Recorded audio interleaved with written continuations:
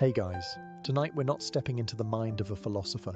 We're stepping onto a battlefield, but not the kind with choreographed duels, slow-motion horse charges, or conveniently clean armor. No, tonight we dive into the real thing. Mud, confusion, panic, sweat, and steel. This is what actually happened in a medieval battle. And spoiler alert, it looked nothing like the movies. So before you get comfortable, take a moment to like the video and subscribe. But only if you genuinely enjoy what I do here. And let me know in the comments where you're tuning in from and what time it is for you. It's always fascinating to see who's joining us from around the world. Now, dim the lights, maybe turn on a fan for that soft background hum, and let's ease into tonight's journey together. You awaken to the sound of something between a horn and a man screaming the word march like it owes him money. There is no snooze button. There is no mattress. There is only the damp, cold earth and the deep spiritual ache of having slept in your armor. You try to stretch but immediately regret it. Your chainmail has become one with your body like a clingy X. Around you, a dozen other soldiers are waking up, each with the same look of regret and trench foot. One guy's still asleep with his head on a helmet full of rainwater. Another is trying to pull a slug out of his boot with a dagger. You're not sure if you should eat breakfast or apologize to your organs in advance. Breakfast, by the way, is what we'd call historically significant disappointment. It's a crust of bread so hard it could deflect arrows, possibly made last Lent. You chew slowly, not because you're savoring it, but because your jaw is still sore from yesterday's feast, which included meat of questionable origin, and something that may have once been a vegetable. You wash it down with warm ale, because medieval water was a game of bacterial roulette. There's no time for grooming. Not that it matters. You haven't seen your own face in weeks, and frankly, that's for the best. You splash a handful of swamp water on your cheeks for the illusion of hygiene, then strap on gear that smells like it's been fermenting in fear. Then come the orders. Form up, move out, yelled by someone on a horse who clearly hasn't walked a mile in his life. The army stirs. Men grumble, armor clanks, and someone is already limping from stepping on a pointy rock while barefoot. The mud sucks at your boots like it's trying to claim your soul. You haven't even made contact with the enemy yet, and you're already exhausted, damp, hungry, and vaguely regretting your entire life. And you know what the worst part is? This is one of the good mornings. The command is given, march, and so you do. Not because you want to, but because the alternative is staying behind and getting accused of desertion, which usually ends with something being chopped off. So you trudge forward, one squelching, miserable footstep at a time. The ground is less earth and more moist despair. Mud is a given. But this is no ordinary mud. It's the kind that sucks at your boots like it's trying to steal your soul, or at least your left foot. You stop to adjust a strap and instantly fall behind, drawing glares from the man behind you, whose face says, "I will eat you if this slows me down again." Armor, it turns out, was not designed for hiking. It creaks, it pinches, and it rubs in places you didn't even know had skin. Your shoulders ache, your thighs burn, and your inner thighs are forming an alliance against you with every clanking step. You are essentially a walking iron sausage being slow roasted in your own sweat. The air smells like livestock, cheap onions, and fear. Someone ahead passes gas with the kind of force that suggests they lost a battle with last night's turnip stew. You try to breathe through your mouth but immediately regret that decision too. You pass a dead hedgehog, a broken cart, and what might be a toe. No one stops. Stopping is for people who enjoy being yelled at. The sergeant yells anyway. He doesn't stop yelling. It's his entire personality now. Morale is non-existent. Some men sing war songs to cope, others mutter prayers. One guy in the back just screams into the wind. No one stops him. Honestly, it helps. At one point you think, maybe the enemy will surrender before we get there. Then you remember, they're probably thinking the same thing, which means this is going to end with someone panicking, everyone stabbing, and you trying to remember which end of the spear goes where. After hours, a hill appears. Of course it does. Every medieval battle takes place at the top of a stupid hill. As you begin the ascent, someone slips and rolls down. No one helps. They're better off now. And still, you march. Eventually, you arrive at the place where you'll not sleep tonight. The battle camp. It's less base of operations and more organized outbreak. There are tents, sure, if you're nobility. The rest of you get a patch of mud slightly less cursed than the rest. You stake your spot by collapsing on the ground and calling it a bed. Your neighbour does the same. Congratulations, you've started a trench community. The smell hits you next.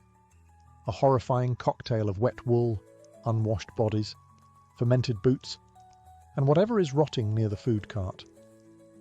There's a buzz in the air, not excitement, just flies. Thousands of them. Some of them have names now. You've made peace with that. Then there's the latrine, and by latrine we mean a shallow hole in the ground that was dug in haste and regret. Privacy? None. Smell? Biblical. You try not to look anyone in the eyes during your visit. Everyone's dignity has already fled. You're handed a bowl of stew. It's grey. That's the only flavour. Grey. You ask what's in it, and the cook makes eye contact for 5 uncomfortable seconds before walking away. You eat it anyway because you're starving, and you hope whatever meat is in there didn't have a name 2 hours ago. Some men are sharpening weapons.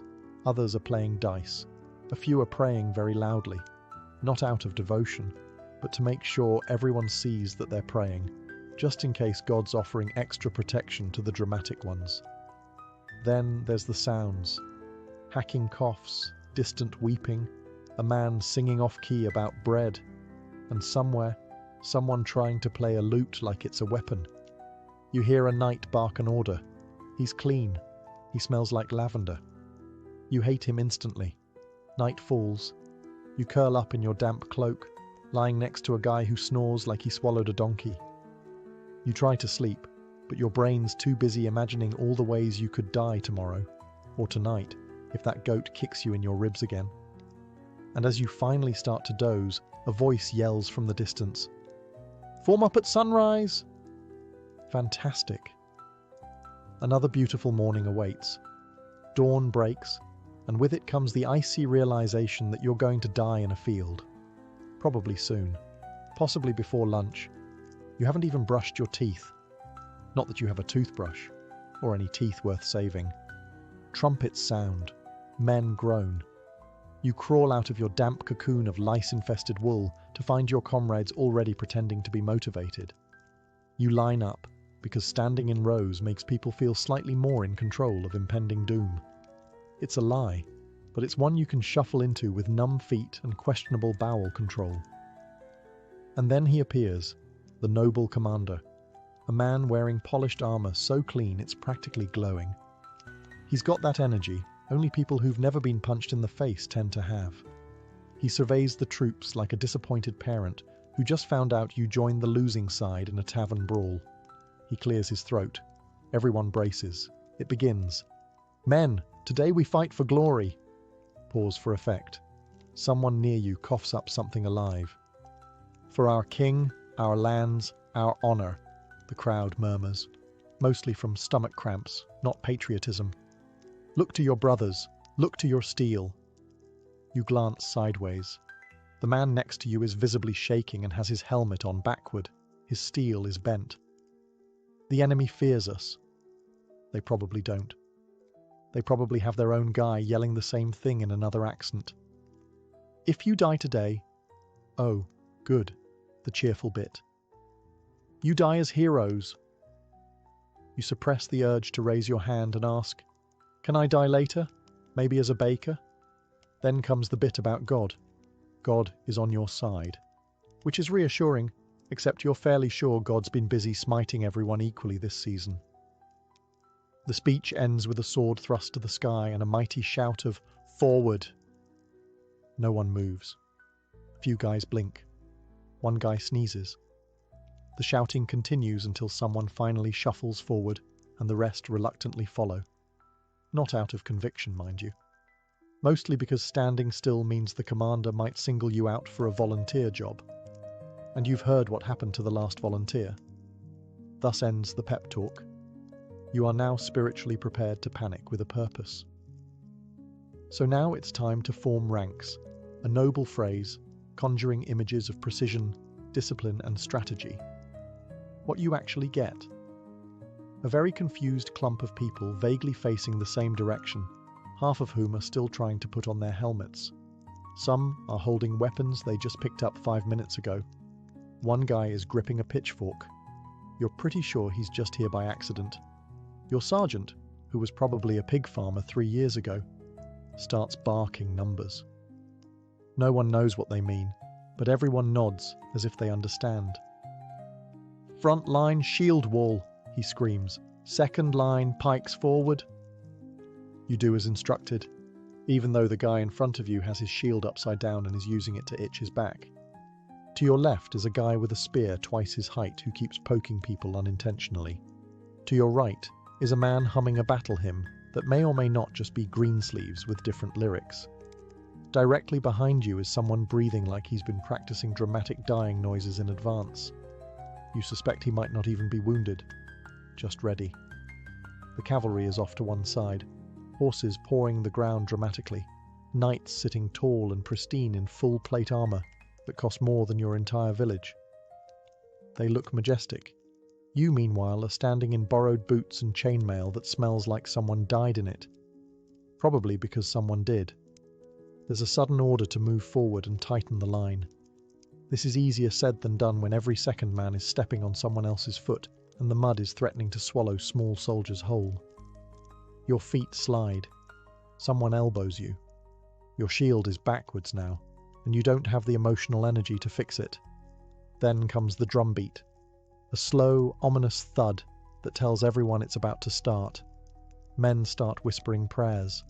One man starts quietly sobbing. You pretend not to notice, mostly because you're busy making your own peace with mortality.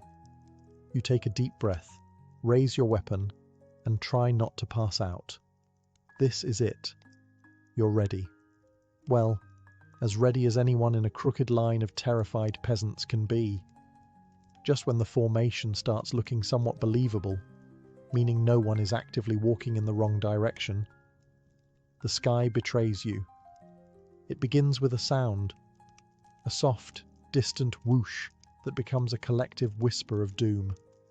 Then the shouting starts. "Shields up!" You scramble to obey, though someone nearby is still trying to figure out which end of the shield is up. A moment later, the sky darkens, not with clouds, but with hundreds of tiny death sticks launched from the enemy's side with alarming enthusiasm. And then they fall. The arrows rain down with all the mercy of an angry god having a very bad day. The man 2 rows ahead of you drops instantly, an arrow sticking out of his shoulder like a forgotten quill. Someone screams. Someone else curses in Latin. Or maybe he was just sneezing. It's hard to tell through the panic. Here's what the movies don't show. Arrows don't glide gracefully into targets like ballerinas with sharp toes. They thud, crack, stick, and occasionally bounce off armor before embedding themselves in things not meant to be pierced, like feet, thighs, and whatever counts as emotional stability. You try to shrink behind your shield, which suddenly feels far too small and alarmingly homemade. An arrow clatters off it with a metallic clang, and you immediately decide that this shield is now your best friend. You mentally name it Gerald. You whisper promises to Gerald that if you survive, you'll never talk badly about its lopsided shape again. To your left, someone is cursing the archers. To your right, someone is being cursed, mostly because he forgot to duck. Behind you, a man is yelling that he's hit, though you strongly suspect he's just trying to get out of what's coming next. Then the second volley comes. At this point, any illusion of calm has evaporated. Veterans crouch low and mumble mantras. New recruits cry openly. One guy just lies down and pretends to be dead. Not a terrible strategy, honestly. Eventually the sky clears. You're alive. Gerald did good. But now the real horror begins. Close combat. Which means it's time to get very sweaty, very loud and probably stabbed. There's no countdown, no dramatic drum roll, no theatrical charge like in the songs. One moment you're trembling in your half-formed line, and the next, all hell breaks loose. It starts with a surge. Your side moves forward, not so much with courage as with the reluctant momentum of men who know they'll be trampled if they hesitate. Someone ahead of you yells something inspiring, promptly trips and gets stepped on. You don't stop to help, not because you're cruel, but because you're fairly certain you'll join him if you do. And then you hit, literally. There's a collision. You slam into another human being like a sack of potatoes colliding with a sack of potatoes wearing sharp objects. Forget fancy swordplay. This is not a dance. This is a meat blender. You swing your weapon, maybe a sword, maybe an axe, maybe just a glorified kitchen tool. You don't aim. You don't have time. You flail. You hear metal crash against metal, wood shatter, men grunt, and someone nearby repeatedly yelling like it's a war chant. The fighting is close. Intimate, really. You are now deeply aware of the smell of the enemy. Sweat, fear, and onions. There is no such thing as personal space. There is only panic. At one point, you stab downward and hope it wasn't your own foot. Your helmet fogs up. You can't see. You can't breathe. Someone's shoulder slams into your ribs, and you both stumble sideways, gasping. There's blood on your gauntlet. Not yours, probably. Could be. Doesn't matter. A man swings at your head. You duck out of reflex. He hits someone else. You exchange a brief glance, half apology, half shrug. There's no time for blame, only surviving. You try to remember your training, but it mostly consisted of swing hard and don't die. So you keep swinging, occasionally hitting, mostly missing. Every now and then, someone falls. Sometimes they scream.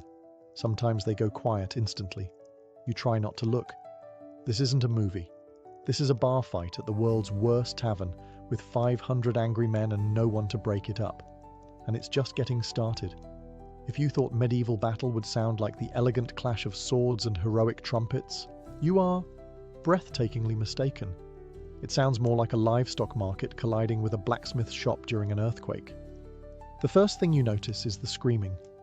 It's constant, not just from the wounded, though there are plenty of those, but from the living. Men yell to psych themselves up. They yell because they've been stabbed. They yell because someone stepped on their foot, or because they forgot whose side they're on and are now swinging wildly at anything that moves, including a bush. You've got the shrill screams of young lads who should have stayed in the bakery, guttural bellows from big men with axes, and the high-pitched, borderline apologetic whimper of a guy realizing he's wearing the wrong team's colors. Somewhere behind the lines, someone's shouting, "Hold the line," with all the hope of a man yelling at the tide to stop. No one listens. You can't even hear him. You're too busy dodging weapons and wondering if your left arm always made that clicking sound. Then come the weapons themselves.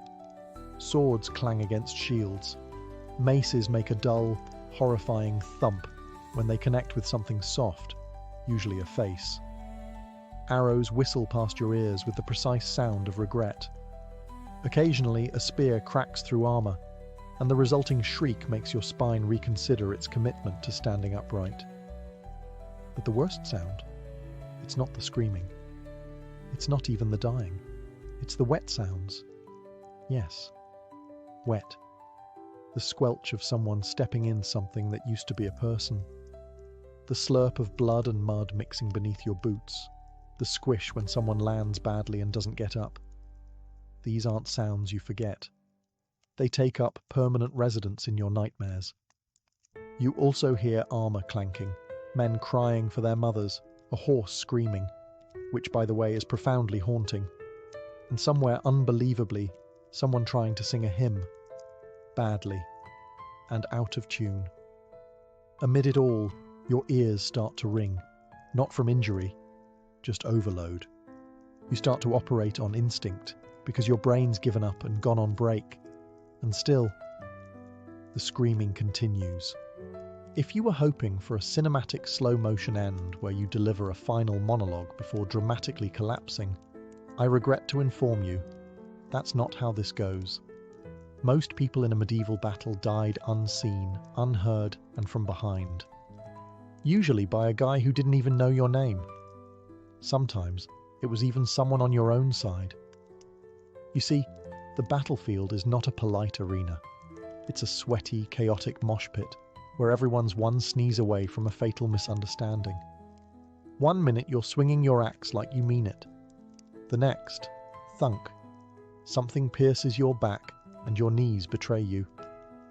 You fall forward into the mud with the grace of a collapsing haystack.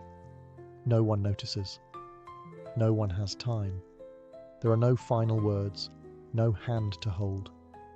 Just you, the dirt, and the very strong suspicion that this could have been avoided if you'd become a monk. Then there are those taken down by horses, not stabbed, not slashed, trampled. Nothing says ignoble death quite like becoming one with the soil beneath a panicked warhorse named Buttercup. And let's not forget the friendly fire, not the kind with explosives, but the kind where a poorly trained militiaman swings a flail in a wide, hopeful arc and accidentally removes your ear or your head. Either way, you're remembered as that guy who stood a bit too close to Jeff. Some fall and are simply left behind. Whether unconscious, injured, or just deeply committed to pretending to be dead, they lie still while boots stomp past. Some of them live, some don't. It all depends on luck, mud, and whether a looter mistakes them for actual cargo. And sometimes, it's insultingly random. A slipped foot on blood-soaked grass, a snapped ankle in a hole someone dug to poop in, or getting crushed under a panicked pile of men trying to flee but going the same direction. In short, medieval death wasn't majestic. It was awkward, undignified, and almost always sudden. Which is why, when a man survives, he's not celebrated for his bravery, but for his sheer, dumb luck. Movies make them look majestic. Galloping steeds ridden by chivalrous knights, charging nobly into battle like thunder given legs. In reality, horses in medieval combat were less glory machines and more unpredictable battering rams with anxiety issues. When cavalry charges, you don't hear trumpets, you hear rumbling. Not the poetic kind, the kind that makes your ribs vibrate and convinces your lower intestines it's time to evacuate. You glance up and see them. Enormous warhorses bearing down at speeds you didn't think possible from something that eats grass for a living. The knights look impressive from afar, shimmering armor, fluttering banners, and fancy helmets that scream, "I paid extra for this." But up close, it's just screaming. From them, from the horses, from you. Because here's the thing, horses do not care about your formations. They do not respect personal space. And they do not distinguish between enemy and guy just trying to stay alive. If you're in their way, you're going to get flattened into something archaeologists will one day label regretful smear. One man gets run over, entirely, disappears beneath hooves and is never seen again. Another tries to grab a knight's leg, misses, and is kicked in the chest so hard he might now be legally classified as a belle. Some knights fall off. A surprising number, actually. Turns out, slippery mud and full plate armor don't mix. When they crash, the sound is somewhere between a pantry collapsing and a church bell being punched. They then lie there like confused beetles, flailing and cursing as they try to stand up before someone sticks them with something pointy. And don't think the horses are immune to chaos. One rears up dramatically, gets spooked by a flag, and bolts in the wrong direction, dragging its rider toward the latrines. Another simply refuses to move at all, which results in a shouting match between knight and horse that everyone awkwardly ignores. For infantry, there's only one rule: don't be under the horse. It's a rule everyone learns quickly, often the hard way. By the end, horses are bloodied, men are scattered, and whatever formation existed is now a tragic memory. And the cavalry? They'll probably do it all again tomorrow. At some point in the battle, after the arrows, after the screaming, after you've been accidentally elbowed by at least 3 people on your own side, you fall It might be from a shove, or tripping over a severed limb, or slipping on the world's slickest combination of blood, bile, and someone's recently spilled breakfast. Doesn't matter how it happens, you're down. And in medieval battle, falling down is not part of the choreography. It's a decision point. You now have about 3 seconds to make a very important choice. Get up and maybe die, or stay down and maybe die. Getting up is bold, noble even, also incredibly dangerous, because standing up in a battlefield means becoming a very obvious, very upright target in a sea of distractions. You might get speared just for trying. Worse, you might get trampled by your own side, who now view you as battlefield floor texture. On the other hand, staying down isn't exactly safe either. People fall on you. Horses stomp near you. Looters occasionally poke the bodies to see if they're dead or just trying really hard. And if someone figures out you're faking, they might get annoyed and fix the situation permanently. Still, many choose the dead possum method. Lie still, breathe shallow, and pray nobody steps on your spine. You listen to the chaos swirl around you, steel hitting steel, men crying out, the unmistakable wet splat of something ending poorly nearby. A man drops next to you. He doesn't move. You try not to look. And sometimes, it works. You survive by being the battlefield's most committed plank. Eventually the fight moves on. The noise fades, and you're still breathing. Victory, kind of. The problem is getting back up. Because now you're covered in grime, blood, unclear whos, and the subtle shame of surviving via corpse impersonation. When you do rise, assuming you're not part of a new human pile, you look around, dazed, bent, and smelling like a haunted boot. No one cheers, no one notices. You're just another body that didn't stay down, which, by medieval standards, makes you one of the lucky ones. The battle is over. You're not quite sure how it ended. There was no dramatic banner raised, no villainous general shouting "Retreat!" as trumpets blared. One moment it was chaos, the next, fewer screams, less clanging, more groaning. That's how you know it's done. The noise shifts from aggressive to exhausted. You look around, blinking through blood, hopefully not yours, and sweat. The field is littered with bodies, weapons, and the occasional boot that somehow separated from its owner and is now resting politely atop a rock. It's quiet, unsettlingly so. Someone mumbles, "We won," with all the enthusiasm of a man who just found out he gets to live, but only in a tent full of disease. Another guy is yelling, "Victory!" while clutching his own arm, which is no longer fully attached. You nod in agreement, because technically, yes, you are upright, breathing, and mostly unperforated. That is victory. But the truth is, in medieval warfare, victory doesn't mean fanfare. It means not being dead yet. It means dragging your bruised, aching carcass back across the field to the camp, past fallen friends and former enemies, all of whom share the same expression. Really. This is how it ends. There's no celebration, no feast. You might get half a jug of warm ale and some bread that's more weapon than food. A priest mutters prayers over the fallen. A few men search corpses for anything useful. One guy finds a decent pair of boots and declares the day a triumph. Your commander, somehow still clean, makes a speech about bravery and honour. You can't hear it. Your ears are still ringing, and your brain is busy focusing on more important things, like not collapsing. You think about the men who didn't make it. Then you think about your foot, which might be broken. Then you think about stew, and immediately regret it. But you're alive. Filthy, traumatized, possibly concussed, but alive, which in medieval terms is what they call a resounding success.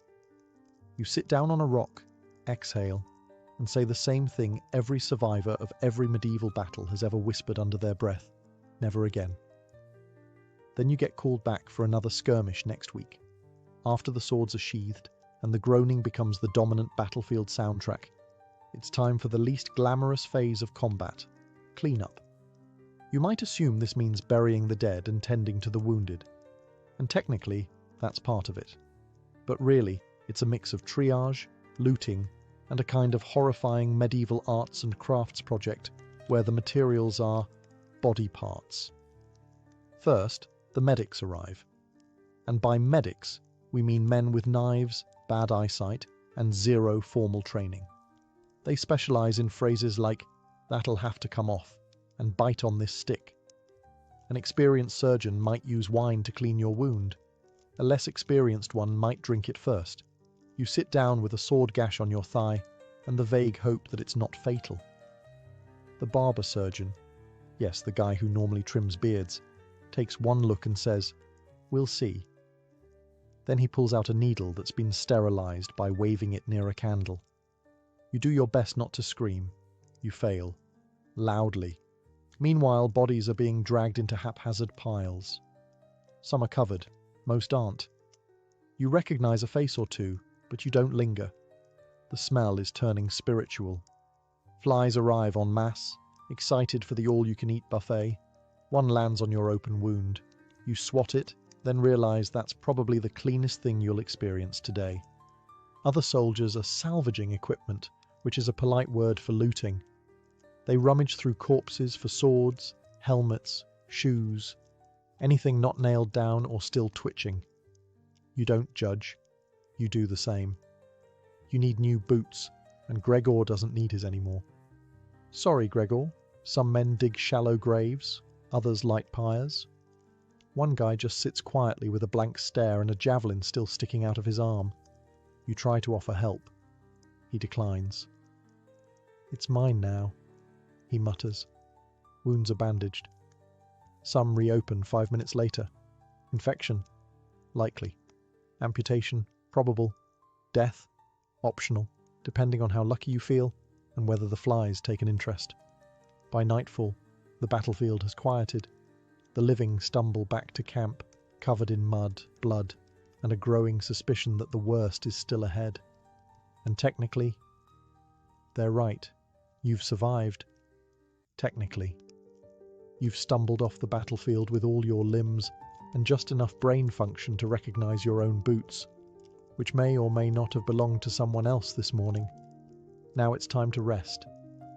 And by rest, we mean collapse somewhere vaguely dry and try not to cry. Back in camp, everything smells worse. Somehow. The scent of sweat, blood, bad stew, and cooked horse lingers in the air like a curse no one's brave enough to name. You find your spot, a patch of earth less swampy than the rest, and lie down with the grace of a dropped sack of onions. Around you, wounded men groan. Some scream. One sings, badly. Another one prays to at least 3 different gods, just to be safe. A soldier nearby is cleaning his blade with his shirt. He's still wearing it. The cook is ladling out what might be food. You approach and receive something in a bowl that is legally not soup, but emotionally still counts. It has the consistency of regret and the colour of don't ask. You eat it. You have no shame left. That was lost somewhere between the 5th arrow volley and watching a man get slapped to death by a disoriented warhorse. You try to sleep. It doesn't work. You're too sore, too itchy, and the guy next to you has started snoring with the intensity of a church organ falling down a hill. You shift positions 12 times and end up slightly wetter than when you started. You stare at the stars and wonder what you did wrong in a past life to deserve this one. Occasionally, someone limps in from the darkness, dragging a sword and muttering something about next time. There won't be a next time. There's always a next time. Your commander walks through camp, pretending to look concerned. His armor is still polished. He's not bleeding. You hate him a little more. And yet, you're alive. Your body's one massive bruise. Your brain feels like it's been boiled in onion ale. But you made it. This is what passes for downtime in medieval war. Tomorrow the cleanup continues. Or worse, marching. Again. Surviving a medieval battle doesn't earn you peace.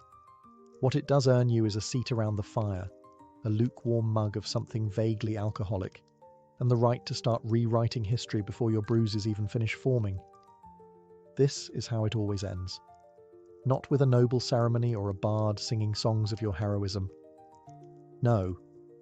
It ends with a bunch of filthy, traumatized men sitting on damp logs, trying to one-up each other with stories that get more questionable by the minute. You listen as a man swears he personally took down 6 knights with nothing but a frying pan.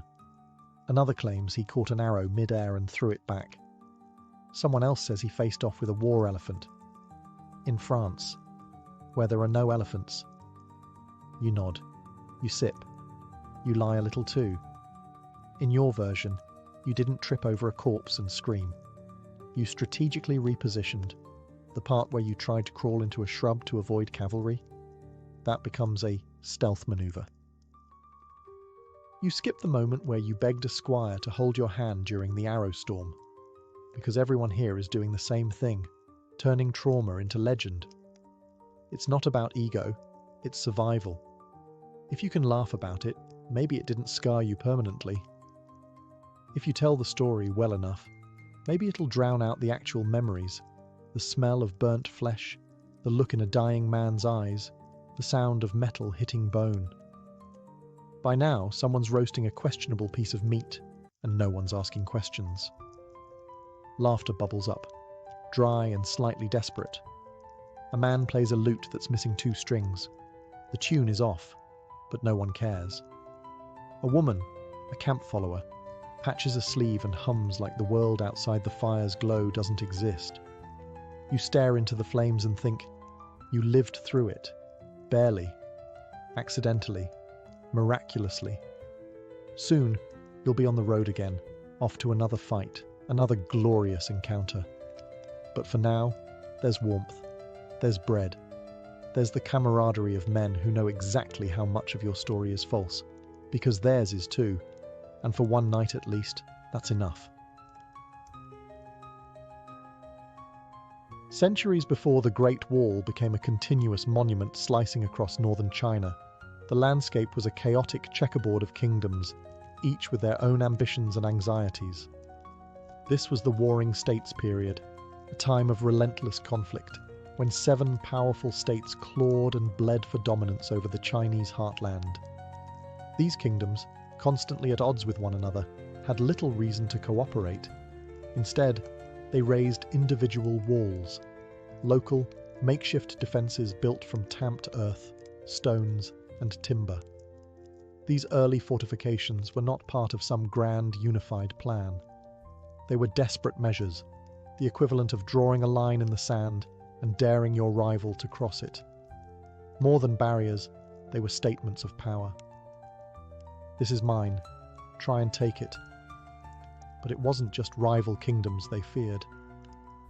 To the north, beyond the cultivated fields and river valleys, roamed nomadic tribes, the Xiongnu chief among them, skilled horsemen who moved like ghosts across the steppes, raiding and vanishing before retaliation could even be organized. These raids weren't just inconvenient, they were existential threats. Livestock stolen, villages burned, and trade routes severed.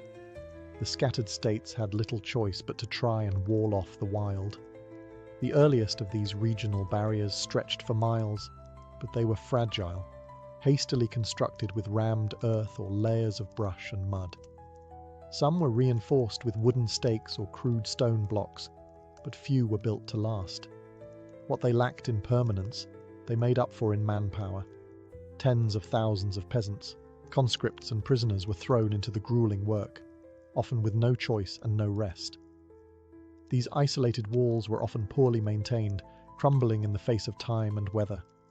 Still, they represented the beginning of an idea, that China's northern frontier could be tamed not through negotiation or diplomacy, but through sheer will and wall building. No single king envisioned the Great Wall as we know it today. That dream of unification, of a singular barrier stretching across the spine of China, would come later, with the rise of an emperor who craved not just power, but eternity in stone. And so, amid dust and blood, the groundwork was laid, not for a wall, but for a legend. In 221 BCE, after centuries of chaos, a single man did what no one before him had: unite all of China. His name was Qin Shi Huang, the first emperor of the Qin dynasty, and he didn't just want to rule, he wanted to redefine the landscape itself. Where others saw a fractured region stitched together by war, he saw the beginnings of an empire. And to protect it, he needed something colossal. One of his first decrees as emperor was to link and expand the existing regional walls built during the Warring States period. These individual barriers, some already decaying, others barely more than glorified trenches, would be joined into a single massive defense network to keep the nomadic Xiongnu and other northern tribes at bay. But this was no repair job. It was an engineering campaign of imperial scale.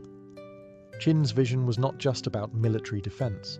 It was about power, unity, and control. A continuous wall symbolized not just the edge of civilization, but the edge of his personal authority. To build it, he conscripted hundreds of thousands, soldiers, peasants, prisoners, and scholars who had run afoul of the regime. Many were worked to death in remote mountain passes or scorching deserts. The wall earned a grim nickname among the people, the longest cemetery on earth. And yet, the sheer scale of the project was unlike anything the world had seen. The materials were brutal and basic, rammed earth packed layer by layer between wooden frames. Workers stomped it down with their feet or pounded it using logs. Where stone was available, it was hauled by brute strength. Tools were primitive, the terrain was merciless, but Qin Shi Huang was relentless. He didn't just build a wall, he built roads, standardized weights and measures, even unified the written script. In his mind, all of it, the roads, the rules, the walls, were part of one project, to create order from chaos and leave behind an empire that would last forever. The original Qin wall may not have looked like the iconic stone structures we picture today, but it was the foundation. It was the beginning of a boundary that would rise, fall, and rise again, through dynasty after dynasty. And next, it would pass into the hands of the Han. After the death of Qin Shi Huang and the swift collapse of the Qin dynasty, many of his sweeping reforms were rolled back. But not the wall. The Han dynasty, 206 BCE, 220 CE, which rose in the Qin's wake, recognized the same eternal truth. China's northern border was never truly secure. And so, rather than abandon the project, the Han emperors doubled down, expanding, strengthening, and redefining the Great Wall. Under Emperor Wu of Han, in particular, the wall wasn't just a military barrier, it became the backbone of imperial strategy. The Han launched massive campaigns to push back the Xiongnu, those same nomadic horsemen who had terrorized the north for generations. In doing so, they extended the wall farther than ever before, into regions that would eventually serve as arteries of trade and movement for centuries. The Han didn't just rebuild the Qin walls, they adapted them. Instead of relying solely on rammed earth, they incorporated bricks, stones, and more sophisticated fortifications where the terrain allowed. Watchtowers were added at intervals, allowing soldiers to spot raiding parties from afar and light signal fires, an early warning system that let news of an attack travel hundreds of miles in a matter of hours. More than a military tool, the Han Wall became a logistical network. Garrison posts, signal towers, and supply depots turned the wall into a functional military road. Troops could move quickly, supplies could be relayed efficiently, and messages could travel with blazing speed by beacon or runner. The Great Wall had become more than a line. It was now a living system of defense. Life along the Han Wall was harsh but not forgotten. The Empire stationed thousands of soldiers and settlers in remote forts, creating a frontier society where families, merchants, and outposts clung to imperial protection. Over time, these lonely stations became small communities, and in their shadows, cultures met. Han Chinese and nomadic tribes trading, mingling, and occasionally clashing in these dusty crossroads. By the end of the Han era, the wall had transformed into something new, not just a line of defense, but a symbol of imperial presence in the vast northern reaches. And yet, even the mighty Han could not hold the line forever. Next came chaos, collapse, and eventually a new dynasty with a bold new style of wall building. With the fall of the Han dynasty in 220 CE, China once again unraveled into political disunity and warlordism. What had been a powerful, centralized empire splintered into rival kingdoms during the Three Kingdoms period, followed by centuries of instability. And as the emperors fell, so too did the priority of the Great Wall. Many stretches of the Han and Qin walls crumbled into dust. Neglect, erosion, and looting took their toll. Station outposts were abandoned. Watchtowers collapsed. In many regions, the wall became less a structure of defense and more a buried memory, half swallowed by shifting sands and creeping vines. Without a strong central government to maintain it, the Great Wall was simply too vast to preserve. But the threats from the north never disappeared. Nomadic powers like the Xianbei, the Rouran, and later the Gökturks rose and expanded across the steppes. Some of these groups would eventually carve out their own kingdoms within China, blending cultures while redefining borders. The wall, in these times, was less a hard border and more a relic of an older vision of defense, a line that no longer matched the political reality. Yet fragments of the wall still served local rulers. Some warlords and regional dynasties used leftover segments of the ancient defences as the skeletons for new fortifications. Others mined the old walls for materials. Bricks and stones were repurposed to build homes, temples, or regional walls of their own. It was a slow cannibalization of a fallen empire's bones. Meanwhile, in the popular imagination, the wall faded. It was no longer an empire-wide project, but a thing of legends and old records. Chinese poets wrote of distant battlegrounds and border fortresses, painting the northern frontier as a cold, bitter place where men went to die and were seldom remembered. Still, even in this time of decay, the idea of the wall remained powerful. It lingered as a symbol of what China had once been and what it could be again. A dream of unity, strength, and clarity in the face of chaos. And that dream would stir once more when a new dynasty, born from military conquest and fueled by ambition, rose from the ashes, the Ming. But first, centuries more would pass. By the time the Ming dynasty came to power in 1368, China had seen centuries of invasion, collapse, and foreign rule. The trauma of the Yuan dynasty, ruled by the Mongols, was still fresh. The Mongol armies had thundered through the north and controlled China for nearly a century. When the Ming overthrew them, it wasn't just a political victory, it was a cultural reckoning. And with that came an urgent priority: never again. The Ming emperors saw the need for a fortified northern barrier, not as symbolic, but as utterly practical. And unlike the earthen ramparts of the Qin or the decentralized garrisons of the Han, the Ming wall would be something different entirely: stone, brick, and firepower. Construction began in earnest during the late 1400s and ramped up in the 1500s, particularly under the direction of generals like Qi Jiguang, who saw the wall not only as defense against nomadic Mongol raids, but as a means of projecting Ming control. This was a dynasty that wanted permanence, and it showed. They built with quarried stone and kiln-fired bricks.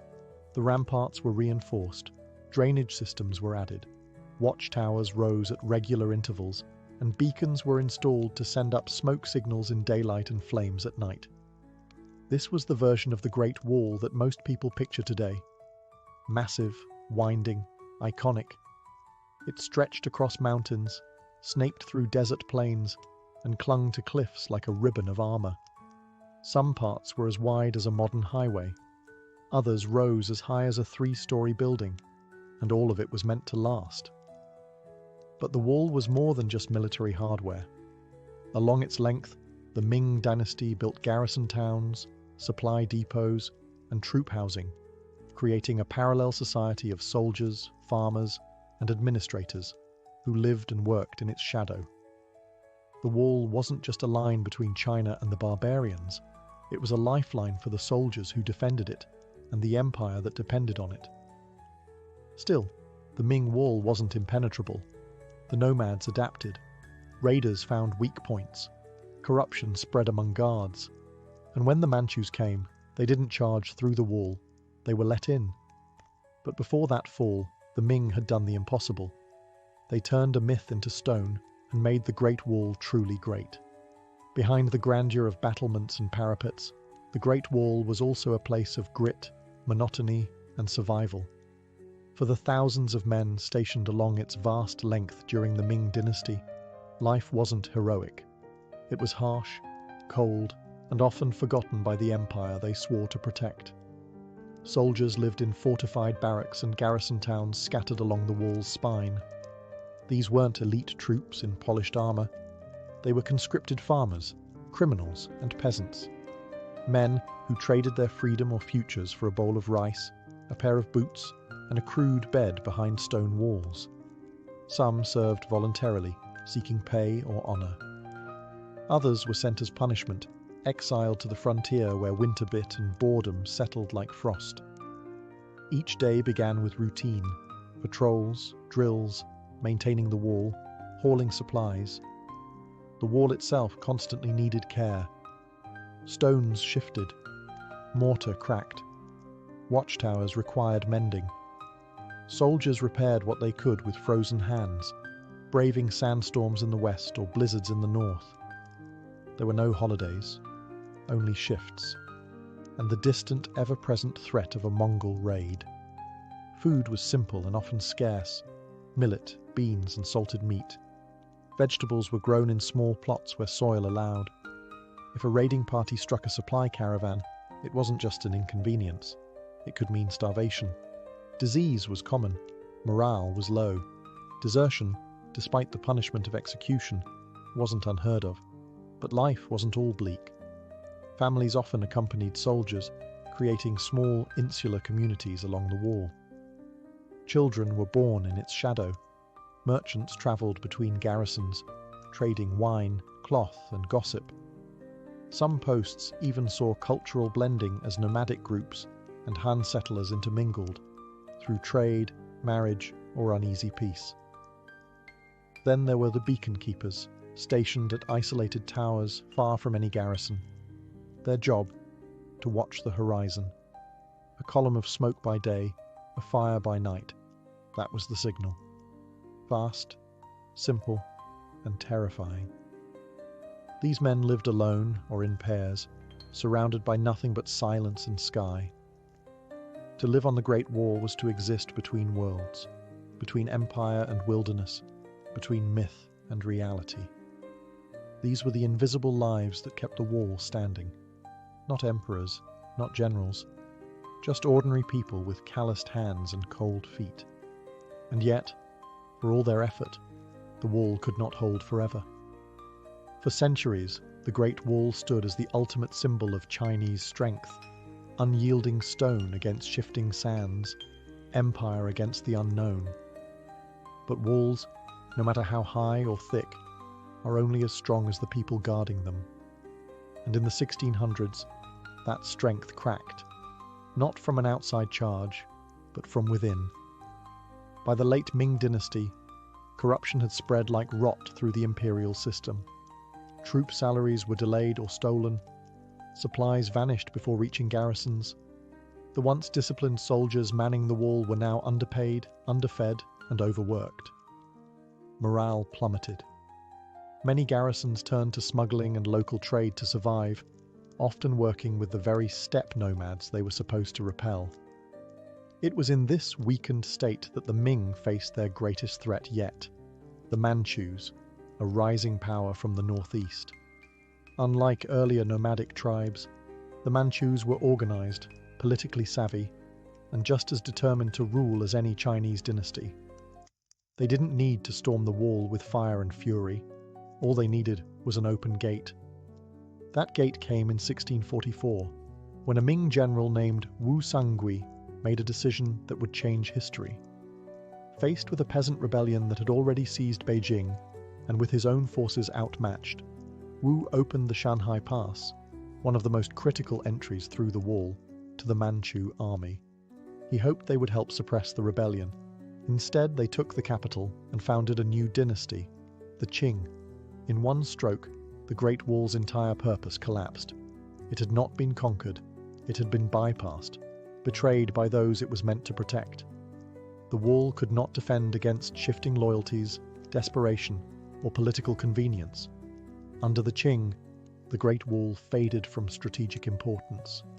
The empire expanded deep into the north, pushing past the barrier that once marked the edge of civilization. The wall was no longer a frontier. It was a relic, a memory of a different world. And so the Great Wall, which had taken centuries to build, was rendered obsolete in a single moment of human error. No breach, no siege, just a key in the wrong hands. But legends rarely die so easily.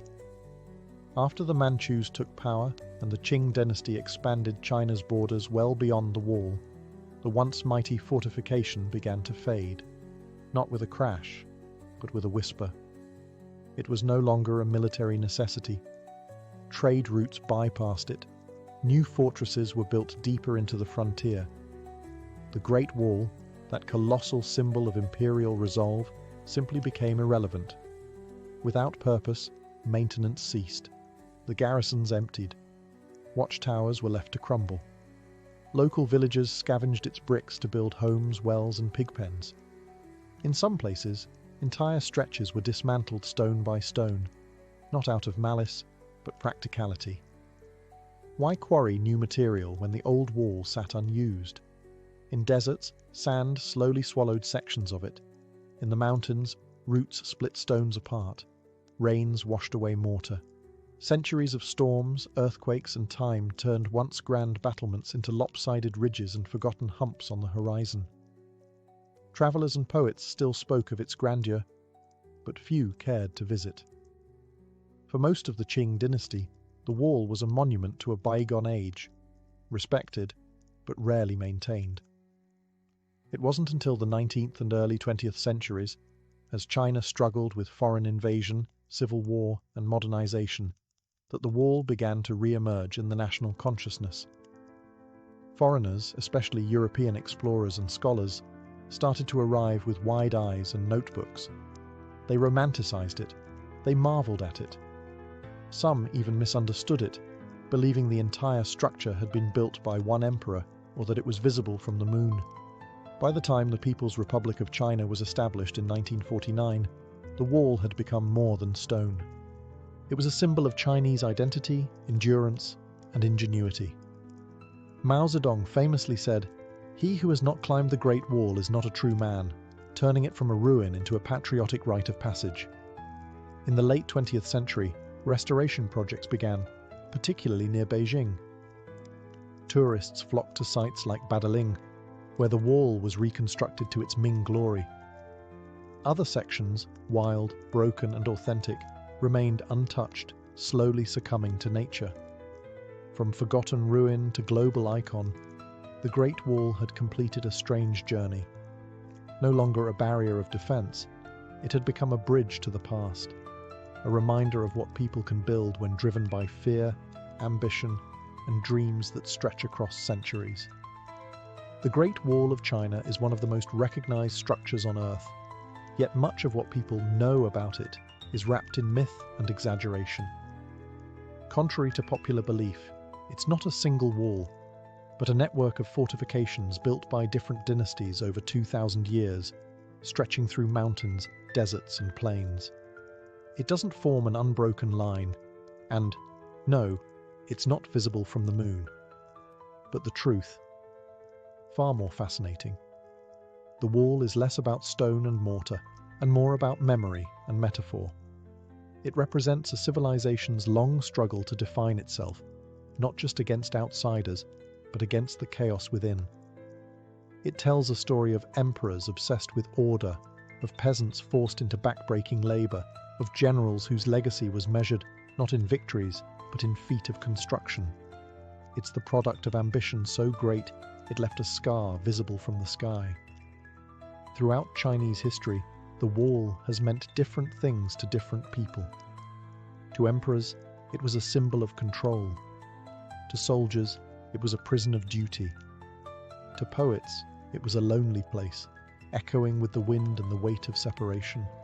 And to modern China, it has become a cultural anchor, a reminder of endurance, strength, and national pride.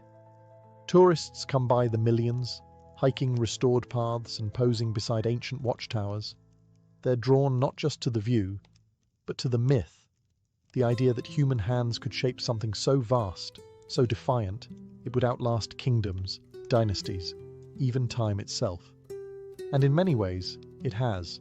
Yet large portions of the wall remain in ruins. Over 30% has already disappeared, eroded, or dismantled. Preservation is now a race against weather, development, and neglect. The challenge today is not to build the wall, but to remember and protect what remains, to preserve a past that stretches over continents and centuries. In the end, the Great Wall was never truly about keeping enemies out.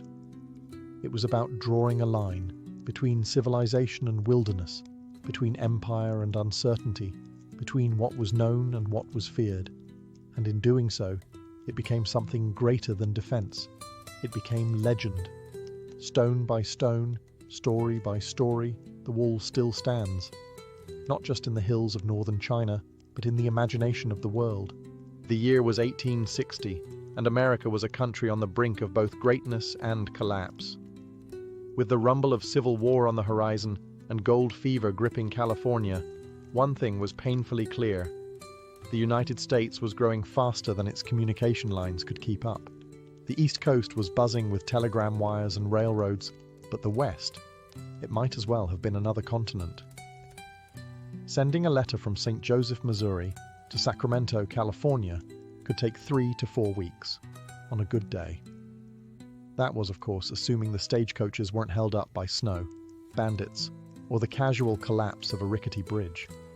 And in a country obsessed with manifest destiny, waiting a month to hear if your shipment of gold had made it, or whether Lincoln had been nominated, was unacceptable.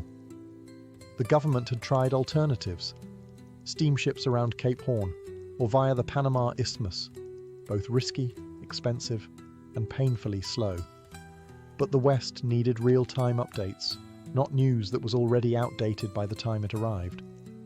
What the country needed was speed, and preferably something that didn't involve a 6-month cruise around South America. Enter the Pony Express, a bold, reckless, and some might say wildly impractical idea. The concept was simple. Put a chain of young, lightweight riders on horseback, racing day and night across nearly 2,000 miles of rugged terrain. Relay stations would be placed every 10-15 miles, fresh horses swapped in minutes, and no one stopped. Rain, snow, or arrows be damned. Letters would now travel from Missouri to California in under 10 days. It sounded crazy, but then again, so did building a transcontinental railroad, and look how that turned out. This wasn't just about delivering mail. It was about proving that the American frontier could be conquered with grit, courage, and a lot of saddle sores. It was about shrinking a sprawling, chaotic country into something that felt just a little more connected. And at the center of it all stood a ragtag team of businessmen, teenage riders, and weary station masters, about to make history on horseback. But as fast as it rose, the Pony Express would soon find itself racing against something it couldn't outrun: the speed of light itself. The brains behind the Pony Express weren't wild cowboys or government officials. They were businessmen, ruthless, ambitious, and maybe a little desperate. William H. Russell, Alexander Majors, and William B. Waddell were already knee-deep in the overland freight business. They ran supply lines to army posts across the West, hauling everything from barrels of flour to military cannons through Indian Territory and barren plains. But contracts were drying up, and the economy was shaky. So they did what all great capitalists do when cornered. They gambled. Their new plan? Launch the fastest mail service in American history and land a juicy government deal to make it profitable. They called it the Central Overland California and Pikes Peak Express Company, which, let's be honest, doesn't exactly roll off the tongue. The newspapers and public quickly gave it a more thrilling name, the Pony Express. This wasn't just a logistical venture, it was an all-out sprint across hell. The route stretched nearly 2,000 miles from St. Joseph, Missouri to Sacramento, California, cutting through the unforgiving heart of the American wilderness. There were mountain passes in the Rockies that swallowed wagon trains whole, and deserts in Nevada where horses could collapse within hours. Yet Russell and Company were convinced they could make it work. They built over 150 relay stations, hired about 80 riders, and bought 400 of the toughest, fastest ponies money could buy. Their first goal was symbolic: deliver Lincoln's inaugural address to California in record time. The plan was a PR stunt, but also a challenge to the telegraph and the stagecoach, two giants of 19th century communication. They launched the inaugural ride on April 3, 1860. A crowd gathered in St. Joseph to watch the first rider bolt out of town with a mail pouch slung over his saddle. Cheers erupted. A legend was born. Behind the scenes, the company was hemorrhaging money. Stations had to be manned, horses fed, riders paid, and equipment constantly replaced. But no one cared about the books. Yet. All eyes were on the trail. Could this audacious experiment actually work? What followed wasn't just fast. It was a blur of courage, chaos, and wild improvisation. Riders raced through blizzards, dodged ambushes, and sometimes crossed rivers still frozen over. They weren't just carrying mail. They were carrying the promise of a united country. And for a brief, shining moment, it worked. The Pony Express had one major requirement for its riders. They had to be young, really young. Ideally, orphans. That way, if they died on the trail, no one would complain too loudly. Charming, right? The typical rider was between 14 and 20 years old, weighing no more than 125 pounds. The lighter the boy, the faster the horse. Ads famously called for skinny, wiry fellows, not over 18, orphans preferred. It was part job offer, part dare, and the ones who answered were a special breed, reckless, stubborn, and wired for speed. Among the most legendary was William Buffalo Bill Cody, who would later become a Wild West icon. Though there's debate about how much he actually rode for the Express, the image of a teenage Cody charging through hostile territory with nothing but a revolver and a mail pouch helped fuel the mythos. Then there was Pony Bob Haslam, who completed one of the longest and most dangerous rides in Express history, 120 miles through Paiute territory, with fresh arrows sticking out of his shoulder. These weren't just delivery boys, they were adrenaline junkies. Riders galloped through sleet and sandstorms, often riding day and night with little rest. They carried a mochila, a saddlebag designed to be easily tossed between horses, which held the sacred cargo, about 20 pounds of letters, tightly packed and sealed in oilskin to protect against the elements. Every second mattered. Riders changed horses roughly every 10 to 15 miles, pausing only long enough to throw the mochila over a fresh saddle and gulp some water. Each rider would cover 75 to 100 miles in a single stretch, then collapse at a home station for food and rest. And then they'd do it all over again. Dangers lurked at every turn. Bandits, wild animals, river crossings, and attacks by hostile groups defending their lands from intrusion. The Express didn't carry weapons of war, but every rider had a revolver, a knife, and a lot of nerve. They rode alone through the night, often with no company except for the sound of hooves and the wind. Despite the danger, the Pony Express rarely failed to deliver. The mail got through, almost always. And in those fleeting 18 months, these teenage daredevils became legends, living, breathing symbols of American tenacity. While the riders got the glory, it was the network of relay stations, about 157 of them, that made the Pony Express work. Without them, there would have been no heroic dashes, no 10-day record times, and certainly no letters reaching Sacramento unscathed. These stations were the unsung heroes, scattered roughly every 10 to 15 miles across deserts, plains, and mountain passes like tiny islands of civilization in an ocean of wilderness. There were two main types: Relay stations and home stations. Relay stations were simple affairs, bare-bones structures where a rider would swap out their exhausted horse for a fresh one. The exchange was a pit stop in the purest sense, often completed in under 2 minutes.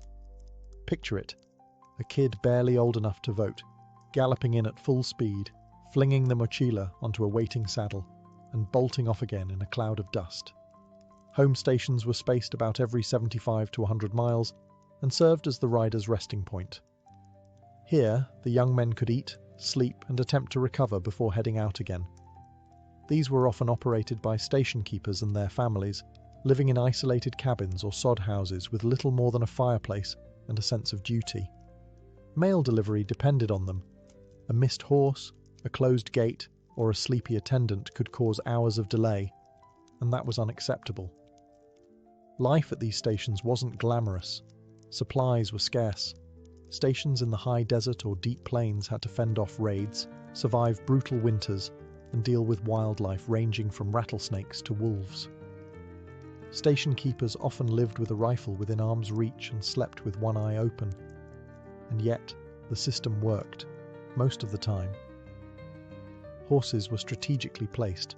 Riders followed strict timetables. Each station served as a heartbeat in the grand circulatory system of the Pony Express. Miss a beat, and the whole organism suffered. But when it all clicked, it was magic. Messages that once took weeks suddenly arrived in 9 or 10 days. A letter sent from New York could pass through dozens of hands, hundreds of hooves, and across a continent's worth of peril, and still arrive ahead of schedule. The system was bold, fragile, and breathtakingly efficient, but it was also expensive. And now, it was time to pay the bill.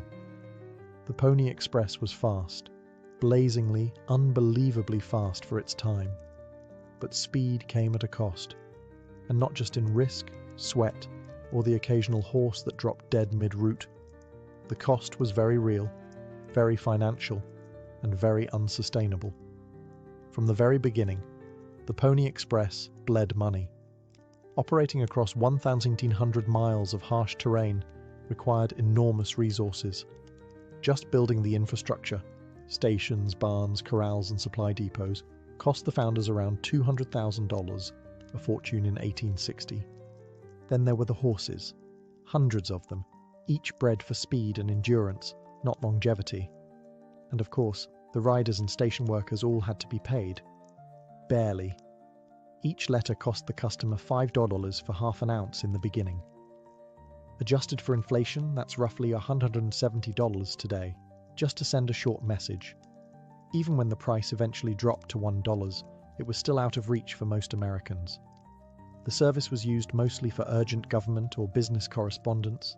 Think Wall Street, not Grandma's birthday card. Despite all the daring, all the glory, the Pony Express was never a profitable enterprise. The founders, Russell, Majors and Waddell, had banked on securing a lucrative government mail contract. But that deal never came. The US Post Office was reluctant to fund what many saw as a dangerous stunt, and political instability in the lead-up to the Civil War didn't help matters. By late 1860, the financial strain became unbearable. Horses needed feeding, stations required constant upkeep, riders had to be replaced, and all of this was funded out of pocket. Worse, the public perception of the Express as a kind of romantic adventure masked the brutal reality. It was a logistical nightmare running on borrowed time. Then came the knockout punch. In October 1861, the transcontinental telegraph was completed. Suddenly, a message could travel coast to coast in mere seconds. No horses, no riders, no risk, just dots and dashes over a wire. It was the future, cold, efficient, and utterly unstoppable. 2 days after the telegraph line opened, the Pony Express shut down. 18 months. That's all it lasted. But in that short span, it became legend. And not because it made money, but because it proved something bolder, that America could outpace its obstacles. On October 24th, 1861, a tiny but deafening revolution clicked into place across America. The final link of the transcontinental telegraph was completed, connecting the East Coast with the West for the first time in history by wire. With that one moment, the very thing the Pony Express had been designed to solve, speedy cross-country communication, was rendered obsolete. Messages that once took 10 days by horse could now be transmitted in minutes. It wasn't glamorous. There were no charging stallions or heroic riders racing through blizzards, just trained telegraph operators tapping out Morse code into buzzing machines. But it worked, and it worked better than anyone expected. For the Pony Express, it was like trying to outrun lightning. You could be the fastest courier alive, but you couldn't beat the raw efficiency of electricity traveling down a copper wire. 2 days after that telegraph line was completed, the Pony Express officially folded. No dramatic finale, no farewell ride, just silence. Ironically, the same silence left behind after the last Morse signal went out each night. For Russell, Majors and Waddell, it was financial disaster. They had poured everything into the business hoping to secure that elusive government contract. But the government, now enamored with the telegraph, saw little use for a horse-based mail system. The company was dissolved, its assets sold off, and its founders faded into bankruptcy or obscurity. And yet, for all its speed and progress, the telegraph didn't inspire the same kind of emotional resonance.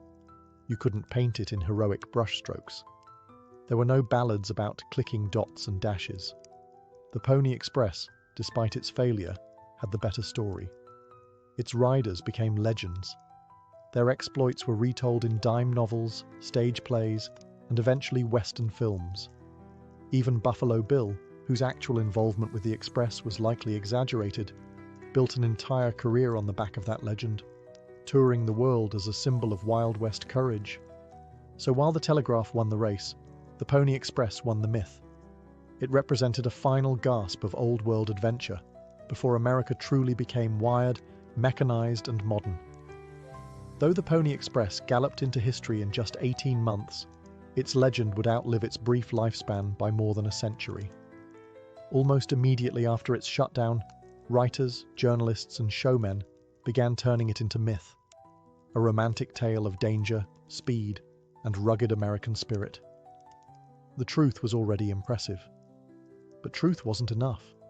The public wanted something larger than life. So stories began to stretch. Riders were said to outrun native raiders, leap across canyons, and survive days without water. Historians raised an eyebrow. Readers? They bought the dime novels by the wagon load. No one capitalized on this better than Buffalo Bill Cody. Though his actual time with the Pony Express remains murky, if it happened at all, Cody saw an opportunity. In his traveling Wild West show, Cody reenacted thrilling Pony Express rides before cheering crowds in Europe and across the United States. Kids grew up idolizing the image of the lone rider braving the wilderness, a sack of urgent letters slung across his back. By the late 19th century, the Pony Express had become more than a failed mail service. It had become a national symbol of frontier bravery, of manifest destiny, of a time when a single teenager on a Mustang could carry the weight of the nation's communication on his shoulders. Towns along the original route started commemorating the stations. Statues were built, plaques were placed. In St. Joseph, Missouri and Sacramento, California, historical markers proudly declared, "Here began the Pony Express." Schoolchildren were taught about the riders like they were founding fathers on horseback, and Hollywood, of course, came galloping in. Silent films, TV shows, and westerns featured exaggerated but lovable versions of the Express, often ignoring how brutal, short-lived, and economically disastrous the real thing had been. Still, the romantic appeal endured. And maybe it's because the Pony Express tapped into something timeless, the idea that sheer determination and grit could overcome impossible odds, that youth and courage still mattered, that in the face of technology there was still space for the human spirit to shine, if only briefly. So even as the telegraph wires hummed overhead, and later telephone lines and satellites followed, the image of a young rider tearing across the plains never quite faded from the American imagination. The Pony Express didn't just deliver mail. It delivered a myth, a blueprint, a rugged silhouette of what Americans wanted to believe about themselves. In a country stitched together by ambition and risk, it became the perfect story. Bold, brief, tragic, and full of speed.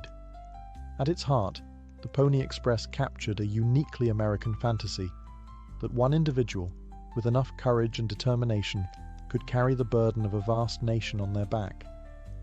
A teenage rider, braving storms and arrows, symbolized not just frontier grit, but youthful defiance against the impossible. It wasn't about efficiency, it was about heart. As the 20th century dawned and America entered the industrial age, that cowboy on a mission energy became a kind of nostalgic fuel. Railroads might have spanned the continent, and telegraphs might have connected cities in milliseconds, but those machines lacked soul. The Pony Express was the last time communication felt human, urgent, and heroic. It was the last romantic gasp before wires and gears replaced muscle and sweat. Politically, the story of the Pony Express was also convenient. It painted the expansion westward as noble and exhilarating, rather than messy, violent, or exploitative. Schoolbooks taught it as a triumph of courage, not a story of risky capital investment or conflict with indigenous peoples. In this way, the Pony Express helped launder the more uncomfortable parts of American expansion into a feel-good narrative. A teenager galloping through the desert is easier to celebrate than a land dispute or a bankrupt freight company. Still, that doesn't diminish its impact. It proved that the West could be connected, that distance could be conquered.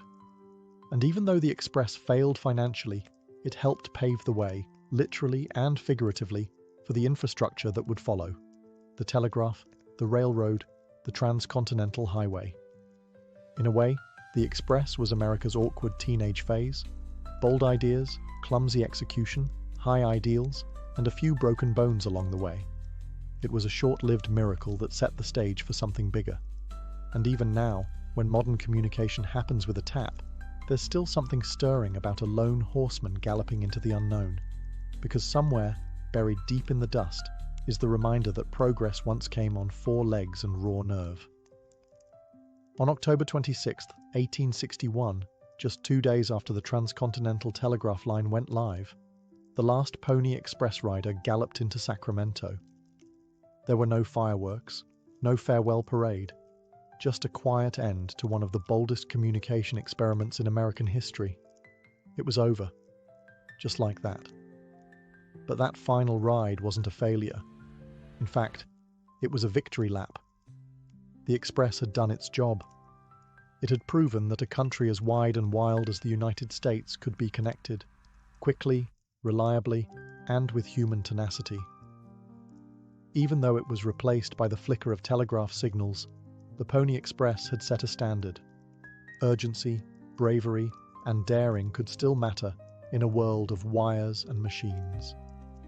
In the decades that followed, the Pony Express became almost mythological. Statues of galloping riders were raised in town squares. Reenactments were performed every July. Postal stamps commemorated its brief, breathless run. And historians, sometimes amused, sometimes in awe, continued to revisit those 18 months that changed how America imagined itself. It's easy to forget how fragile the whole thing was. Letters were carried in lightweight pouches that could be passed between riders in seconds. Horses were trained to run full tilt over cliffs, rivers, and mountains.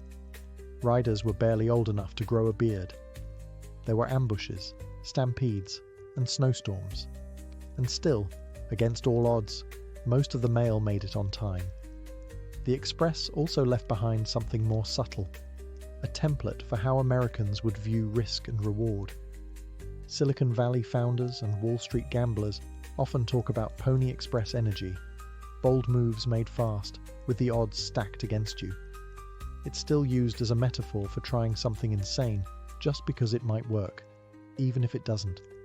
Today, when you send a message across the planet in a second, it's hard to grasp what 10 days on horseback meant. But that's the point. The Pony Express isn't remembered because it lasted. It's remembered because it tried. For one brief, shining moment, a bunch of kids on horseback outran the world. And though they were eventually passed by the telegraph, the telephone and the internet, they did what few ventures ever do. They made history, and then they became legend. And that more than speed is what made the Pony Express unforgettable. Before the violin found its place beneath the chins of concertmasters and soloists, before it filled opera houses and sonatas with aching emotion, it lived many lives under many names. Its story begins not in Italy, but far earlier, in the vast, wind-swept grasslands of Central Asia. Here, centuries ago, horsehair was strung across simple wooden bows to stroke the strings of instruments like the morin kur and the rebab. These early bowed instruments, used by nomadic herders, produced low nasal tones that mimicked the human voice or the sounds of the animals they lived alongside. The idea was revolutionary, using friction rather than plucking or striking to sustain a note. It was the birth of an expressive technique that would echo across cultures. As trade routes flourished, these instruments moved westward, along the Silk Road, through Persia, into the Arab world, and eventually into southern Europe. The rebab, in particular, was carried into Moorish Spain during the 8th and 9th centuries, where it mingled with local traditions. Meanwhile, the Byzantine Empire developed the lyra, another bowed instrument that would later influence Eastern European designs. Each culture added something, a different tuning, a new shape, an extra string. These instruments didn't evolve in a straight line. They branched like a family tree. In medieval Europe, the rebab gave rise to the viol and the fiddle, boxy, bowed instruments held against the chest or tucked under the chin. These were the tools of wandering minstrels and church musicians, playing simple melodies in taverns, streets, and courtly halls. Their sound was raw but intimate, their construction basic but clever. The bow had arrived, and with it, a new way of thinking about music, not as a sequence of short notes, but as a flowing, continuous voice. But these early fiddles were still crude compared to what was to come. Their shapes varied wildly, their tuning was inconsistent. There was no standard form, no refined soundboard, no fingerboard optimized for agility. Still, in their wavering tones and handmade quirks, the violin's soul was beginning to stir. The concept was there. The desire for something more agile, more emotional, more human. It was just waiting for the right hands, in the right place, at the right time. As the Middle Ages gave way to the Renaissance, Europe found itself awash in new ideas about art, science, and music. Among cathedrals and courts, a quiet transformation was taking place. The rough-hewn fiddles and viols of earlier centuries were being refined, not only in appearance, but in purpose. Instruments were no longer just for dancing or liturgical drones. They were becoming vehicles for expression. By the 15th century, bowed string instruments had become common throughout Western Europe. You could hear them in taverns, weddings, noble chambers, and theatres. But no two looked quite the same. The viol often had 5 strings, and its shape varied wildly from maker to maker. The lira da braccio, an Italian favourite, had a broad body and flat bridge, making it ideal for playing chords, popular with Renaissance poets and humanists who liked their verses set to music. But despite their growing popularity, these instruments still had limitations. Their sound lacked projection. The tuning systems were unreliable. Their design was too clumsy for true virtuosity. Musicians and composers began asking for more flexibility, more range, more clarity, more responsiveness. Something that could sing like a voice, yet dance like a flute. At the same time, a quiet revolution was happening in instrument-making craftsmanship. Artisans across Italy and Germany were experimenting with curved wood, new varnishes, and more precise carving tools. They weren't just shaping wood, they were shaping resonance. Luthiers began to understand that the shape and thickness of the wood dramatically affected the sound it produced. Thinner tops vibrated better, rounded backs projected further, arched bridges allowed for individual string playing. Musical tastes were evolving too. Composers began writing more intricate parts for bowed instruments. The demand wasn't just for rhythm or harmony, it was for melody, for something lyrical and soloistic. The stage was being set for a new type of instrument to emerge, one that was compact, agile, and expressive. Europe had all the ingredients: the centuries-old lineage of bowed instruments, the artistic energy of the Renaissance, and a new class of master builders ready to carve out the future. All that was missing was someone bold enough to reimagine the instrument from the ground up.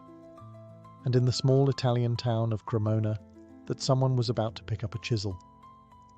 In the fertile plains of northern Italy, nestled along the Po River, lies the unassuming town of Cremona.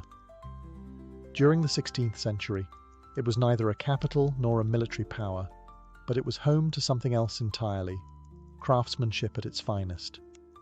This was a place where guilds of builders, artisans, and instrument makers turned wood into miracles. And it was here that the violin, as we recognize it today, was truly born. At the center of this quiet revolution stood Andrea Amati, a master luthier whose innovations would define an entire family of instruments. Building on the lira da braccio and other Renaissance fiddles, Amati streamlined the body shape, refined the arched top and back, and standardized the proportions. His creations weren't experiments, they were templates. He introduced the F-shaped sound holes, which allowed better sound projection and helped stabilize the structure. His instruments were smaller, lighter, and more responsive than anything before. And importantly, he tuned them in perfect fifths, a tuning system that gave the violin its uniquely vocal and agile range. By the mid-1500s, Amati's violins were being commissioned by royalty, including King Charles V of France, who ordered a set of 24 instruments for his court. These weren't just musical tools, they were status symbols, hand-painted and gilded, blending engineering and visual art.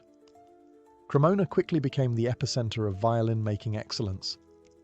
Other families followed the Amati tradition, most notably the Guarneri and Stradivari dynasties. They didn't just copy Amati, they refined, stretched, and deepened his vision. The violins coming out of Cremona were no longer anonymous workshop items, they were signed works of genius, each with its own tone and soul. Why Cremona?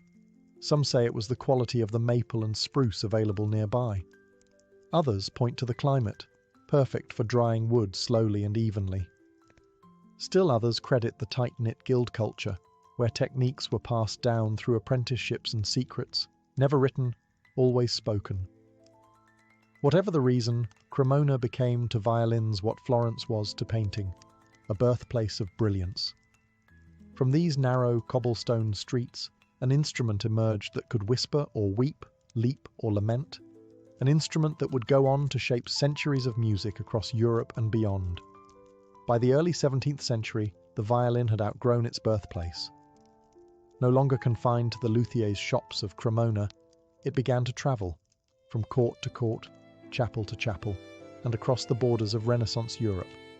And with each journey, it gained power, prestige, and purpose. Italy, of course, remained the heart of violin culture.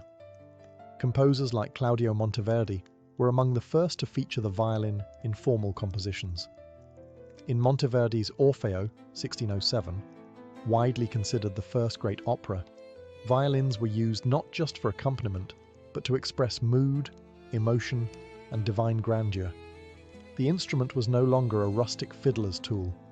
It was a theatrical voice, capable of seduction, sorrow, and triumph. Soon, Italian violinists and instrument makers carried their craft abroad. They moved to Germany, Austria, and France, where royal courts were eager to embrace the latest musical fashions. The violin became a fixture in chamber ensembles, prized for its clarity and brilliance. In Paris, the royal court of Louis XIV adopted it enthusiastically. The Sun King even had an official 24-member violin band, the Les 24 Violons du Roi, a powerful endorsement of the instrument's rising status. Meanwhile, Germany and Austria began developing their own schools of violin playing and construction. Makers like Jakob Steiner gave the instrument a broader, deeper body, favouring a warmer tone over the sharp brilliance of the Italian designs. Violinists such as Heinrich Bieber pushed the instrument's technical boundaries writing demanding solo works filled with ornamentation and emotional complexity. Churches, too, embraced the violin. It accompanied choirs, filled stone cathedrals with soaring melodies, and took part in sacred oratorios. No longer considered too sensual or secular, it was now accepted into the highest realms of spiritual music. By the end of the 17th century, the violin had become more than a curiosity. It was essential to composers, to performers, and to audiences. It was equally at home in a smoky tavern, a royal ball, or a candlelit cathedral. And it wasn't done yet. Next came the golden age of violin making, and the rise of a name that would become synonymous with perfection: Antonio Stradivari. If Andrea Amati gave birth to the violin, Antonio Stradivari perfected it. Born in Cremona in 1644, Stradivari was trained in the tradition of the Amati workshop, but he quickly moved beyond imitation. What he created in the late 17th and early 18th centuries would become the gold standard, not just of violins, but of musical craftsmanship itself. Stradivari's instruments weren't merely beautiful, they were transcendent.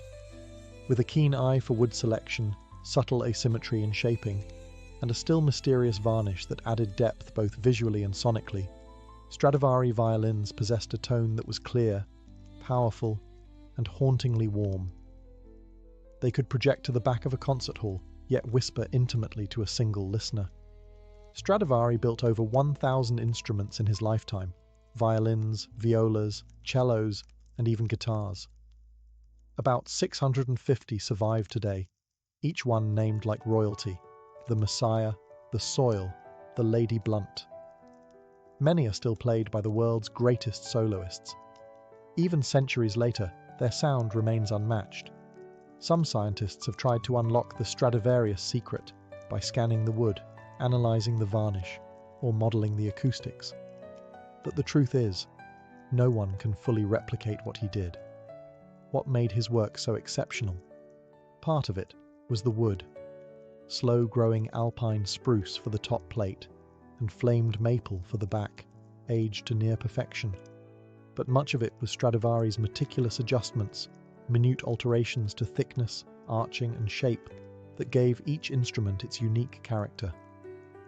During his lifetime, Stradivari's fame spread far beyond Cremona. Kings, dukes, and virtuosos sought his instruments. His workshop became legendary. Even after his death in 1737, musicians regarded a Stradivarius as the ultimate prize, a tool so responsive it felt alive. Stradivari wasn't the only great luthier of his time. The Guarneri family, especially Giuseppe Guarneri del Gesù, produced violins with darker, more aggressive tones, favoured by soloists like Paganini. But Stradivari's name endured as a myth, his instruments like relics from a divine era of sound-making. The golden age of violin making had peaked, and from this point forward, the violin would move from the hands of makers to the stage, into the era of virtuosos who would stretch it, and the human spirit, to its limits. By the 18th century, the violin had fully evolved from a supporting voice into a starring role. It no longer just filled in harmonies or led dance rhythms, it began to speak, as if endowed with a personality of its own. And in the hands of a new breed of performers, the virtuosos, the violin became an instrument of awe. One of the earliest stars was Arcangelo Corelli, whose elegant and expressive sonatas helped define the violin's role in Baroque music. He wasn't a flashy showman, but his playing was admired for its grace and control. His compositions laid the groundwork for generations of violinists, emphasizing phrasing, tone, and structure. Then came Antonio Vivaldi, the Red Priest of Venice. A fiery composer and performer, Vivaldi wrote over 230 violin concertos, most famously the Four Seasons. These pieces weren't just music, they were theatrical experiences, filled with imitations of birdsong, thunderstorms, and pastoral dances. Vivaldi showed the world that the violin could not only sing, it could tell stories. As musical taste shifted toward the classical era, the violin remained at the forefront. Composers like Mozart and Beethoven wrote violin sonatas and concertos that demanded nuance, speed, and deep emotional intelligence. The violinist was no longer just a technician. They had to be a storyteller and a dancer, moving with the orchestra and breathing life into every phrase. But it was in the early 19th century that the idea of the violinist as a mythic figure reached its peak, thanks to Niccolò Paganini. With his gaunt appearance, supernatural stage presence, and seemingly impossible technique, Paganini was more than a musician. He was a phenomenon. Audiences whispered that he had made a deal with the devil. His fingers flew across the strings in dizzying displays of double stops, harmonics, and left-hand pizzicato. His 24 caprices for solo violin remain a towering Everest for modern players. Paganini changed everything. After him, violin playing would never be the same. He elevated the instrument's celebrity and ushered in an age where soloists were as revered as kings. With every bow stroke, the violin was no longer just an instrument. It was a voice, sometimes divine, sometimes demonic, always unforgettable. As the violin grew in power and prestige through the 18th and 19th centuries, it also became the cornerstone of the orchestra. Once a companion to singers and lutes, the violin now led the charge. Melodic, expressive, and versatile, it became the instrument composers relied on to carry their grandest ideas.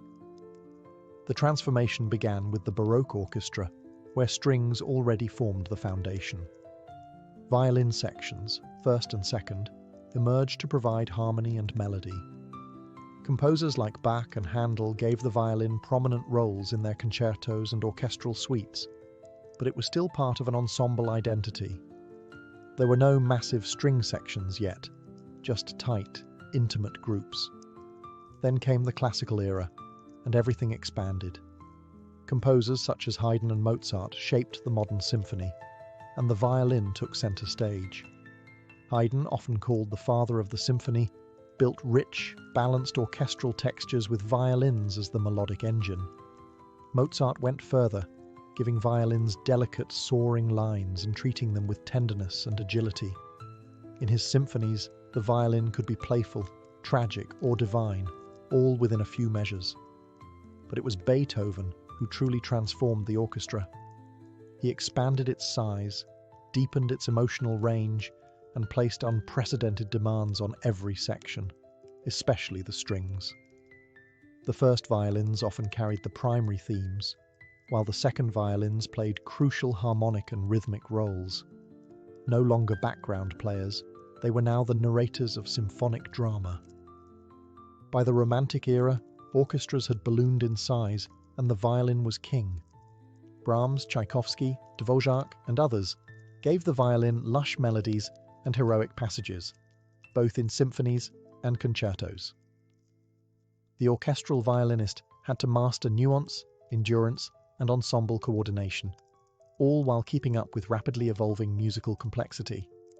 Conductors too began relying on the concertmaster, the lead violinist, not just to lead the section but to bridge the gap between conductor and orchestra. In many ways, the concertmaster became second in command, responsible for tuning, bowings, and setting the tone for the entire ensemble. From chamber groups to 100-piece orchestras, the violin had woven itself into the very DNA of Western art music. It wasn't just an instrument anymore, it was the voice of the symphony itself. By the 20th century, the violin had long since conquered Europe's concert halls. But its journey was far from over. No longer confined to the symphony or opera pit, the violin began to cross borders and genres, weaving its voice into cultures far beyond its Italian roots. In Eastern Europe, the violin had already taken on a vibrant, expressive role in Romani, gypsy music, long before it was ever featured in Tchaikovsky or Brahms. In Romani hands, the violin danced, cried, and dazzled with virtuosic flourishes and heartbreaking melodies. It became a voice of resistance and celebration, passed down through oral tradition, not conservatory instruction. Across the Atlantic, the violin transformed again into the fiddle. In American folk, Appalachian, and bluegrass music, the violin shed its aristocratic clothing and put on worn boots. It became a communal instrument, leading barn dances, storytelling through reels and jigs. Its style changed too. Quick, rhythmic bowing, open tunings, and spontaneous improvisation took center stage. In India, the violin found an entirely new identity. Adapted into Carnatic and Hindustani classical music, it was played seated, resting on the floor, the scroll angled toward the player's ankle.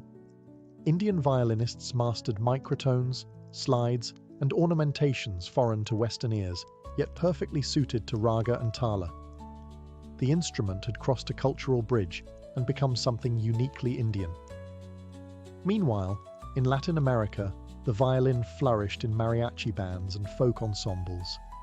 In Argentina, it danced alongside the bandoneon in the smoky world of tango. In Mexico, it serenaded with soaring lines over trumpets and guitars.